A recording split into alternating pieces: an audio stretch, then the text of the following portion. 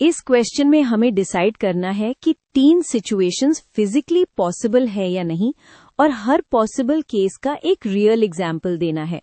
मैं तुम्हें एक सिंपल आइडिया से गाइड करूंगा। वेलोसिटी और एक्सेलरेशन का रिलेशन टाइम के साथ चेंज पर डिपेंड करता है, सिर्फ करंट वैल्यू पर नहीं। Let's use a simple diagram to make the relationship easier to see. सबसे पहले एक सॉलिड एंकर आइडिया। वेलोसिटी एक इंस्टेंट पर 0 हो सकती है, लेकिन एक्सेलरेशन 0 या नॉन 0 दोनों हो सकता है। एक्सेलरेशन का मतलब है वेलोसिटी का चेंज हो रहा है।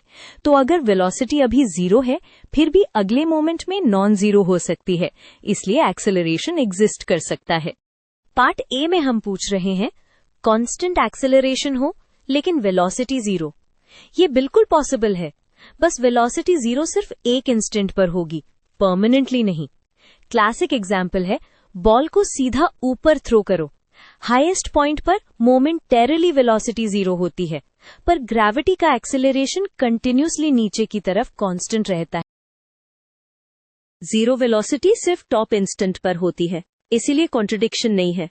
पार्ट बी में ट्रिक ये है, यूनिफॉर्म स्पीड का मतलब स्पीड की वैल्यू कांस्टेंट पर डायरेक्शन चेंज हो सकती है।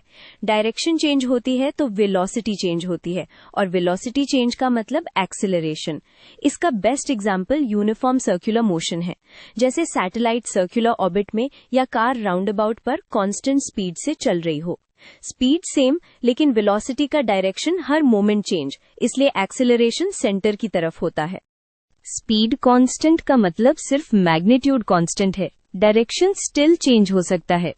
पार्ट सी में हमें वेलोसिटी एक डायरेक्शन में और एक्सेलरेशन उसके परपेंडिकुलर डायरेक्शन में चाहिए। ये भी पॉसिबल है। सिंपल वे से सोचो, बॉल को हॉरिजॉन्टली लॉन्च करो। लॉन्च के इंस्टेंट पर वेलोसिटी हॉरिजॉन्टल होती है और ग्रेविटी का एक्सेलरेशन वर्टिकल नीचे। लॉन्च मोमेंट पर दोनों परपेंडिकुलर है, इससे पाथ कर्व होता है, क्योंकि एक्सेलरेशन वेलोसिटी को साइडवेज रोटेट करने लगती है। परपेंडिकुलर का मतलब यहाँ राइट एंगल पर, यानी डायरेक्शन चेंज हो रही है।